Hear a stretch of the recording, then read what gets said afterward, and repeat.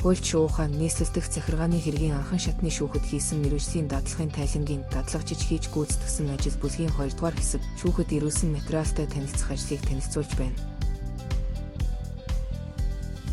Захиргааны хэрэг гэдэгт өргөн агуулгаараа захиргааны хэргийн шүүхээс нэхэмжлэл хүсэлт гомдлоор хянан шийдвэрлэж буй маргааныг ойлгоно. Нэхэмжлэлийг захиргааны байгууллагын хууль бус үйл ажиллагааны эсрэг гаргана. Хүсэлтийг эрх зүйн хамгаалалт авах төр зуурын шинжтэй шүүхийн шийдвэр гаргуулах зорилгоор гаргана. Харин гомдлыг хуульчийн хууль бус үйл ажиллагаанд холбогдуулан хариуцлага тооцоолохоор гаргана. Гэхдээ наривчилсан агуулгаараа захиргааны хэрэг гэдэгт зөвхөн нэхэмжлэлээр үүсэх маргааныг ойлгоно. Тиймээс тайланд нэхэмжлэлээр үүссэн хэргийг голчлон авч үзсэн болно. Энэ танилцуулгад нэхэмжлэл хүсэлт гомдол нотлох баримтын талаар танилцуулна.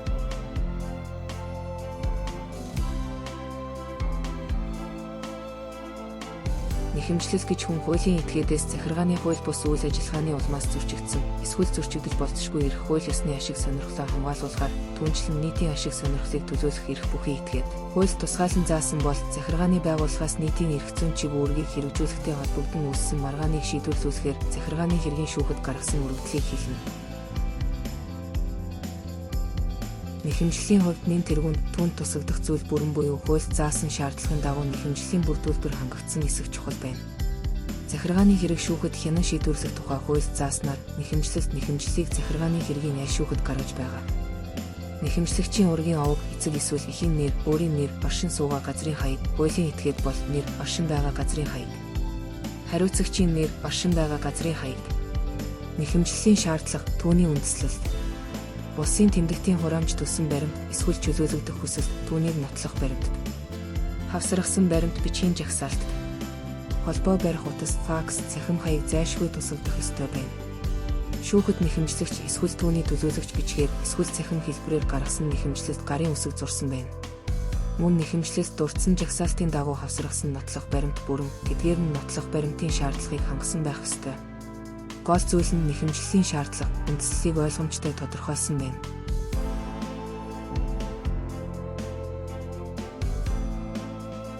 Нэхэмжлэгч, хариуцагч, 3 дахь этгээдийг хэргийн оролцогч гэнэ. Тэдгээрийг нэхэмжлэлээр тодорхойлно. Нэхэмжлэгч нь захиргааны хэргийн шүүхэд нэхэмжлэл гаргаж, хууль зүйн шийдвэр хүсэгч этгээд юм. Хүн, хуулийн этгээд, нийтийн ашиг сонирхлыг төлөөлөх этгээд, захиргааны байгууллага нэхэмжлэгч байна. Хэргийн хариуцагч нь захиргааны үйл ажиллагааг хэрэгжүүлсэн захиргааны байгууллага, албан тушаалтан байна. Захиргааны байгууллага нь төрийн гүйцэтгэх эрх мэдлийг хэрэгжүүлдэг төв, орон нутгийн бүх байгууллага. Хууль тогтоомжийг биелүүлж захирамжилсан шийдвэр гаргадаг засгийн газрын бус бие даасан агентлаг, түүнтэй адилдах нийтийн эрх зүйн бусад байгууллага. Захиргааны чиг үүргийг хууль болон нийтийн эрх зүйн гэрээний үндсэн дээр шилжүүлэн авсан этгээд. Үйлчлэгийг нь нийтээс заавал хэрэгэлдэг төрийн ба холимог өмчийн сургууль, эмнэлэг, хэвлэл мэдээлэл, харилцаа холбоо, тээвэр, эрчим хүчний зэрэг байгууллагын захиргаа. Нутгийн өөрөө удирдах байгууллага болон шийдвэр үйл ажиллагаанд нь захиргааны хэргийн шүүхэд гомдол гаргахаар хуульд тусгаалan заасан байгууллага юм. Захиргааны шийдвэр гаргах ажиллагааны улмаас эрх хууль ёсны ашиг сонирхол нь зөрчигдсөн этгээд захиргааны шийдвэр гаргах ажиллагаанд 3 дахь этгээдээр оролцсон. Үндсэн нэхэмжлэлийн шаардлагаар үүссэн маргааны үйл баримтын талаар бие даасан шаардлага гаргасан. Эсвэл эдгээрийн улмаас эрх хууль ёсны ашиг сонирхол нь хөндөгдөж байгаа гэж үзсэн 3 дахь этгээдийг тухайн этгээдийн хүсэлтээр эсвэл шүүгч хэрэг хянан шийдвэрлэх ажиллагаанд оролцуулна. Бие даасан шаардлага гаргасан 3 дахь этгээд хэргийн оролцогчийн эрх эдэлж өөрөг хүлээнэ. Харин бие даасан шаардлага гаргаагүй 3 дахь этгээд нэхэмжлэлийн шаардлагыг өөрчлөх, ихсгэх, багасгах, хүлээн зөвшөөрөх, эвлэрэх болон нэхэмжлэлээс татгалзахаас бусад хэргийн оролцогчийн эрхийг эдэлж өөрийг хүлээнэ.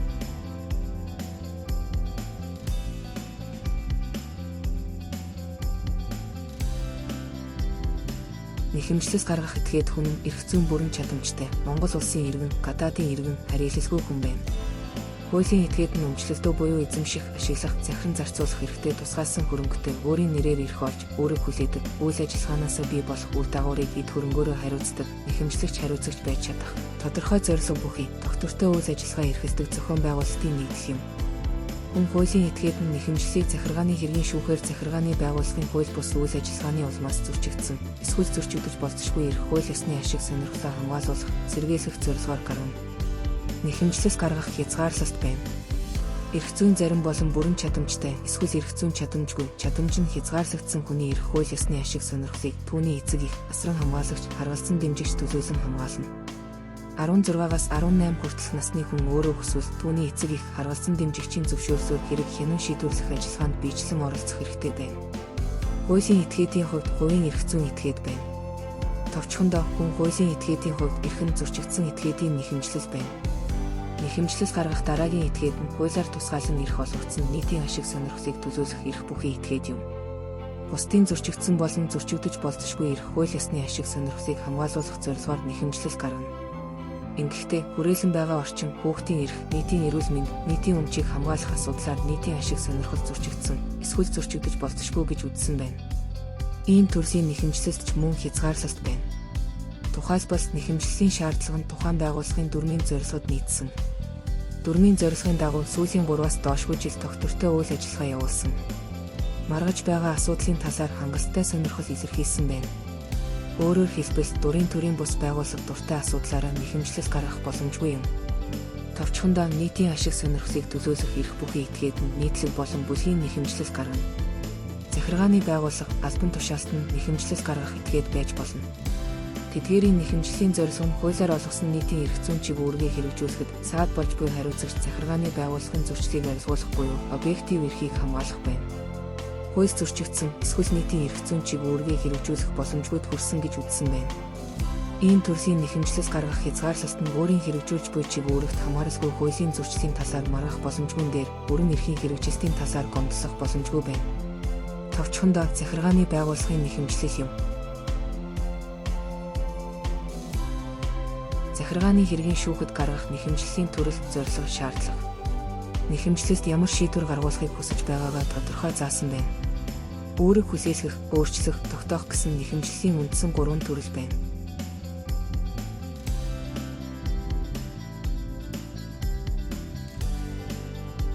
Тогтоох нэхэмжлэл нь эрх зүйн ач холбогдол бүхий нөхцөл байдлыг шүүхийн шийдвэрээр баталгаажуулахад чиглэгдэнэ.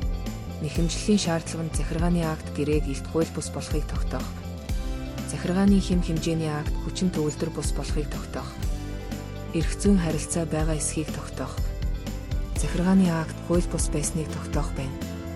Ийм төрлийн нэхэмжлэл гаргаснаар эрх зүйн идэвхтэй хамгаалалтыг үзүүлдэггүй бөгөөд нэхэмжлэлд дурдсан эрх зүйн байдлыг шууд өөрчлөхгүй, гагцхүү хэлбэрийн хувьд эрх зүйн байдлыг тогтоож өгнө. Үүрэг хүлээлгэх нэхэмжлэл нь хариуцагчид тодорхой зүйл хийх, эсвэл хийхгүй байхыг үүрэг болгоход чиглэгдэнэ. Нэхэмжлэлийн шаардлага нь захиргааны акт гаргахыг даалгах, хохирол гаргуулах байна. Үүрэг хүлээлгэх нэхэмжлэл гаргаж шүүхийн шийдвэрээр хүлээлгэсэн үүргийг хариуцагч боддоор хэрэгжүүлэх ёстой бөгөөд хэрэгжүүлэхгүй бол албатан гүйцэтгүүлнэ. Өөрчлөх нэхэмжлэл нь шүүхийн шийдвэрээр эрх зүйн нөхцөл байдлыг тодорхойлуулахаар буюу эрх зүйн харилцаа үүсгэх, өөрчлөх, дуусгуур болгуулахад чиглэгдэнэ. Нэхэмжлэлийн шаардлага нь захиргааны акт гэрээ захиргааны хэм хэмжээний актыг хүчингүй болгох байна. Өөрчлөх нэхэмжлэл гаргаснаар шүүхийн шийдвэр хүчин төгөлдөр боломгц түүгээр тодорхойлогдсон эрх зүйн үр дагавар шууд үйлчлэнэ. Захиргааны процессын эрх зүйд өөрчлөх нэхэмжлэл илүү хэрэглэгддэг ба захиргааны акттай холбоотой нэхэмжлэлийн төрөл тэдгээрт тавигдах шаардлага илүү системчлэгдсэн гэж болно. Хуульд заасан нэхэмжлэлийн шаардлагын аль нэг эсвэл хэд хэдэн шаардлагыг зэрэг гаргаж болно. Гол нь хуульд заасан журам, хөөн хэлэлцэх хугацааны дотор шүүхэд хандах ёстой. Тогтоох үүрэг хүлээлгэх нэхэмжлэл нь координац буюу зөвшөлтсийн шинжтэй бол өөрчлөх нэхэмжлэл нь нэг талын буюу захирамжилсан субординац шинжтэй юм.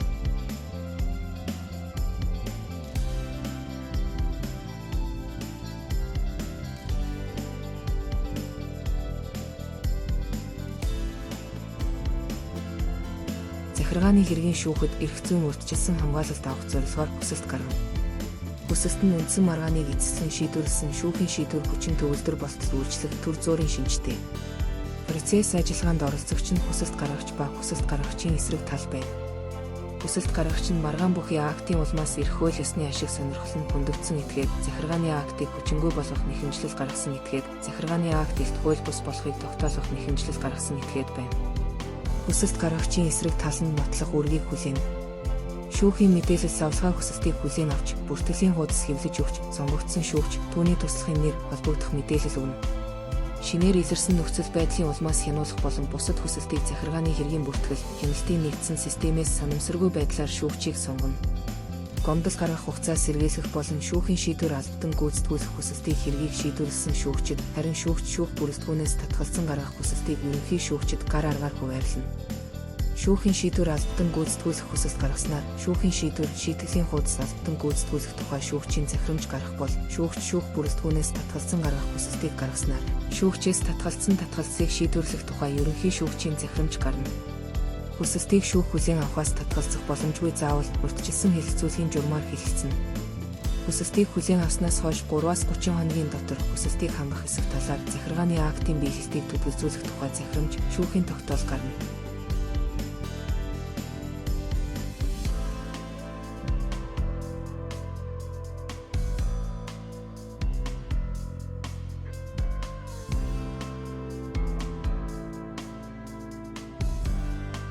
Гомдол гэж хууль тусгаалan зааснаар ирэх бүхий этгээдийн шийдвэрийг хянуулахаар захиргааны хэргийн шүүхэд гаргасан өргөдөл, шүүгчийн захирамж, тогтоол, анханд давж заалдах шатны шүүхийн шийдвэр, магадлалыг хянуулахаар гаргасан өргөдөл, зөрчил шалган шийдвэрлэх тухай хуульд заасны дагуу гаргасан прокурорын дүгнэлтийг хэлнэ. Захиргааны хэргийн шүүхэд хуульчийн хууль бус үйл ажиллагаанд холбогдуулан гомдол гаргана. Хэргийн оролцогч нь гомдол гаргагч ба эсрэг тал байна. Гомдол гаргагч нь гомдол мэдээллийн ирүүлсэн этгээд, хороо, эсэргүүцэл бичигч, илтгэгч гишүүн байна. Эсрэг тал нь зөрчилд холбогдогч хуульч өмгөөлөгч ба сахилгын хэргийн оролцогч шүүгч байна. Гомдлоор хуульчийн ёс зүй, сахилгын хэрэг, зөрчлийн хэрэг үүснэ. Хуульчийн ёс зүй, сахилгын хэргийг мөрдөн шалгах зарчмаар хязгаарлагдмал хүрээнд тусгай журмаар хянан хэлэлцэх бол зөрчлийн хэрэгт мөрдөн шалгах зарчмын дагуу ердийн журмаар богиносгосон хугацааг баримтлана. Процессын зүйл нь квази буюу хагас шүүхийн шинжтэй мэргэжлийн байгууллагын шийдвэр байна. Давж заалдах шатны шүүх маргааныг эцэслэн шийдвэрлэх ба хяналтын шатны шүүх хянана.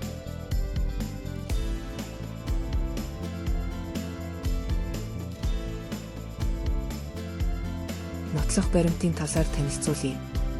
Нотлох баримт нь хэд хэдэн төрөл байна. Бичмэл нотлох баримт гэдэг нь гэрээ гэрчилгээ зэрэг бичгийн хэлбэртэй байна. Эд мөрийн нотлох баримт нь хэв дууд үрсний бичлэг зэрэг бит эд зүйл байна. Үдсгийн тэмдэглэл нь үдсэг туршилт таньж олуулах ажиллагааны тэмдэглэл хэлбэртэй байна. Шинжээчийн дүгнэлт нь шинжлэх ухаан, техникийн үнэлгээ юм. Гэрчийн мэдүүлэг гэдэг нь хэрэгт ач холбогдол бүхий нөхцөл байдлыг мэдэж байгаа хүний мэдүүлгийг хэлнэ. Хэсийн чандын нотлох баримт нь гадаад улсаас ирсэн нотлох баримт юм. Мөн шүүхийн даалгавар нотлох баримт болно. Өөрөөр хэлбэл бусад шүүхэд даалгах ажиллагаа юм. Нотлох баримт гаргаж өгөх нь хэргийн оролцогчид хамаатай бол нотлох баримтыг цуглуулах нь шүүхэд хамаатай ажиллагаа юм. Хэргийн оролцогч, тэдгээрийн төлөөлөгч, өмгөөлөгч нь шүүх хуралдаанд тоглохоос өмнө нотлох баримт гаргаж өгнө. Гаргасан тайлбар бодит үнэнд нийцсэн, хэрэгт авагдсан нотлох баримтад үндэслэгдсэн байна. Нотлох баримтын их сурвалжийг заах үүрэгтэй. Захиргааны хэргийн шүүх, хэргийн нөхцөл байдлыг тодруулах, хэргийг хянан шийдвэрлэхэд ач холбогдол бүхий нотлох баримт цуглуулах ажиллагааг хэрэгжүүлнэ. Нотлох баримтыг байгууллага, албан тушаалтан, үнээс гаргаж өгөхийг шаардах хэрэгтэй. Шүүгч хэрэг хянан шийдвэрлэхэд шинжлэх ухаан, тооцоо, тоо бүртгэл, урлаг, утга зохиол, техникийн зэрэг тусгай мэдлэг шаардлагатай асуудлыг тодруулахын тулд хэргийн оролцогчийн хүсэлтээр эсвэл шүүхийн санаа ажиллагаар шинжээчийг томилж, хэрэгт ач холбогдол бүхий нөхцөл байдлыг мэдэж байгаа гэрчийг дуудан мэдүүлэг авч, хэргийн газартай биечлэн танилцаж, үзлэгийг хийх, шүүхэд авчирч хадгалах боломжгүй эд мөрийн баримтыг түүний байгаа газарт нь үзлэг хийх, шаардлагатай бусад ажиллагаа явуулах ба энэ тухай тэмдэглэл хөтөлж буг үйл ажиллагаанд оролцогчдоор гарын үсэг зурулж баримтжуулсан байна. Төрийн байгууллага, хуулийн этгээд нь бичмэл нотлох баримтыг өөрийн байгууллагын эрхээвийн хуулбар үнэн гэсэн тэмдэг дарж баталгаажуулна. Шүүхийн шаардлагыг биелүүлэх үүрэгтэй. Анхан шатны шүүх хуралдаан дуусахаас өмнө нэхэмжлэгч урьдчилан шийдвэрлэх ажиллагааны эсвэл нэхэмжлэл гарах үедээ гаргаж өгөх боломжгүй буюу чадахгүй байсан нэхэмжлэлийн шаардлагын үндэслэлээ батлах шинэ нөхцөл байдал нотлох баримтд хууль зүйн тайлбар зэргийг шүүхэд гаргаж өгөхийг хориглоогүй байдаг. Хуульч шуухан нийслэлдэх захиргааны хэргийн анхан шатны шүүхэд хийсэн мэргэжлийн дадлагын тайлангийн дадлагчиж хийж гүйцэтгэсэн ажил бүлгийн 2 дугаар хэсэг шүүхэд ирүүлсэн материалтай танилцах ажил хэсгээс танилцууллаа. Хуульч шуухатай хамт захиргааны эрх зүй судлаарай. Мэдлэг бол хүч. Хамтдаа хөгжицгөөе.